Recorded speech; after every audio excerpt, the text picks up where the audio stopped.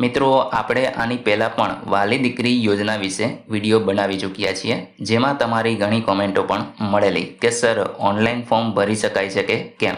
તો એના વિશે આજે આપણે આ વિડીયોની અંદર ચર્ચા કરીશું. તે ઉપરાંત તમને 1,10,000 રૂપિયા કઈ રીતે મળવાપાત્ર છે, ગુજરાતની તમામ દીકરીઓને આ યોજનાનો લાભ મળવાપાત્ર રહેશે. તો મિત્રો, યોજના વિશે સંપૂર્ણ માહિતી તમને આ વિડીયોની અંદર આપવાની છે, તો વિડીયોને પૂરો જોવા વિનંતી. જો તમને વિડીયો ગમે તો લાઈક કરજો, તમારા મિત્રો સુધી શેર કરજો અને ચેનલને સબસ્ક્રાઈબ કરી લેજો, જેથી આવી કોઈ પણ માહિતી આપ સુધી પહોંચતી રહે. તો ચાલો શરૂ કરીએ. તો મિત્રો, સૌપ્રથમ આપણે વાત કરીશું યોજનાનો હેતુ શું છે. તો કે દીકરીઓનું જન્મનું પ્રમાણ વધારવું, તે ઉપરાંત દીકરીનો શિક્ષણમાં ડ્રોપ આઉટ રેશિયો છે એ ઘટાડવો, દીકરીઓ અથવા તો સ્ત્રીઓનું સમાજમાં સર્વાંગી સશક્તિકરણ કરવું અને બાળ લગ્ન અટકાવવા. મિત્રો, આ ડ્રોપ આઉટ રેશિયો છે એ શું છે? તો કે માની લો કે તમારી દીકરી એજ્યુકેશન મેળવે છે અને એ વચ્ચેથી એટલે કે પહેલું બીજું અથવા તો 5 કે 7 ધોરણ ભણી અને ઉઠી જાય, તો એને મિત્રો ડ્રોપ આઉટ કહી શકાય. તો એ ન થાય એના માટે આ યોજના છે એ અમલમાં મૂકવામાં આવેલી છે. હવે મિત્રો, વાલી દીકરી યોજનાનું અરજીપત્રક છે એ તમને ક્યાંથી મળશે? તો મિત્રો, આ જે PDF છે એ બહુ વહેલાની છે, એના માટે અહીંયા આગળ તમે આંગણવાડી કેન્દ્ર છે એ જોવા મળશે. પરંતુ હવે તમને આંગણવાડી કેન્દ્ર ઉપર આ અરજીપત્રક નથી મળતું.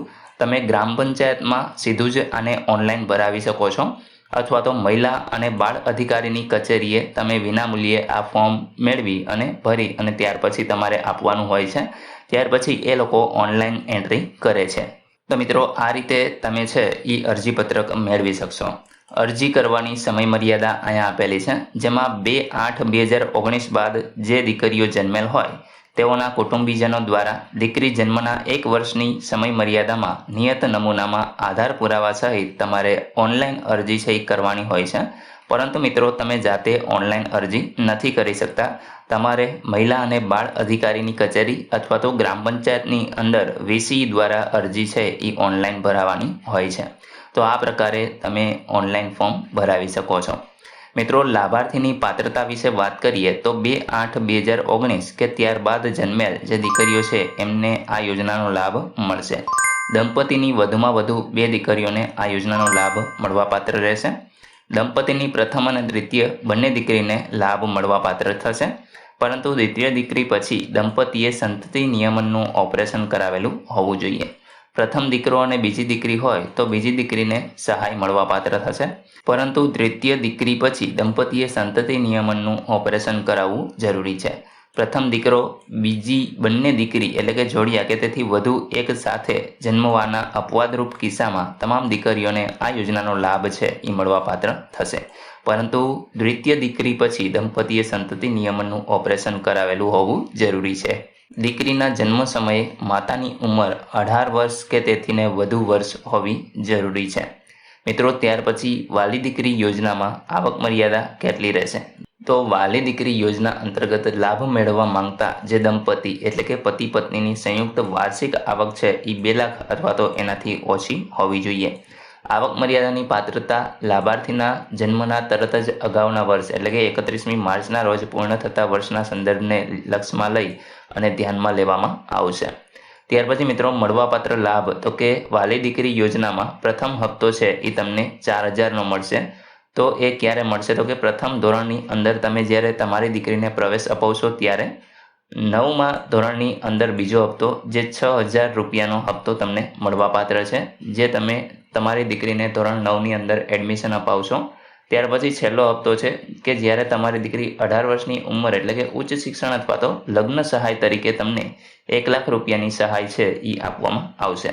પરંતુ દીકરીના બાળ લગ્ન થયેલ ન હોવા જોઈએ. તો મિત્રો, અહીંયા કન્ડિશન પણ છે જે તમે ધ્યાન રાખી શકો છો. ત્યાર પછી મિત્રો, આપણે વાત કરીશું કે અરજીપત્રક સાથે તમારે કયા કયા પુરાવાઓ જોડવાના રહેશે. તો સૌપ્રથમ તો એક દીકરીનું જન્મનું પ્રમાણપત્ર, ત્યાર પછી માતા પિતાના આધાર કાર્ડ, ત્યાર પછી માતાના જન્મનું પ્રમાણપત્ર, માતા પિતાની વાર્ષિક આવકનું પ્રમાણપત્ર, જે મિત્રો મામલતદાર, તાલુકા વિકાસ અધિકારી અથવા તો ચીફ ઓફિસર કે તલાટી કમ મંત્રી દ્વારા જ આપેલ હોવો જોઈએ. કુટુંબમાં જન્મેલા અને હયાત બાળકોના જન્મના દાખલા છે એ તમારે રજૂ કરવાના છે.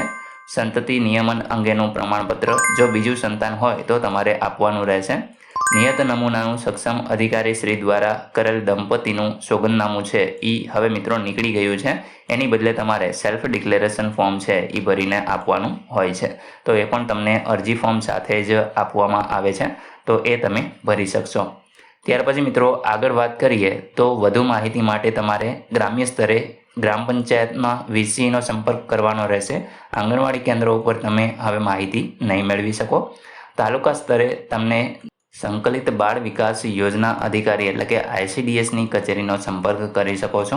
જિલ્લા સ્તરે મહિલા અને બાળ અધિકારીની કચેરીનો તમારા જિલ્લાની અંદર જે પણ હોય એ જિલ્લો તમને લાગુ પડતો હોય એ જિલ્લામાં તમે માહિતી છે એ મેળવી શકશો. ત્યાર પછી મિત્રો નોંધની વાત કરીએ તો 18 વર્ષની વય અગાઉ દીકરીના મૃત્યુના કિસ્સાની અંદર વાલી દીકરી યોજના અંતર્ગત બાકીની જે સહાય છે એ મળવાપાત્ર રહેશે નહીં. એટલે કે મિત્રો અહીં માની લો કે તમને 1 હપ્તો અથવા તો 2 હપ્તા મળ્યા અને ત્યાર પછી કોઈ પણ કારણસર દીકરીનું મૃત્યુ થાય છે તો પછીના જે હપ્તા છે એ તમને મળવાપાત્ર નહીં રહે. તો એ અહીં તમે જોઈ શકશો.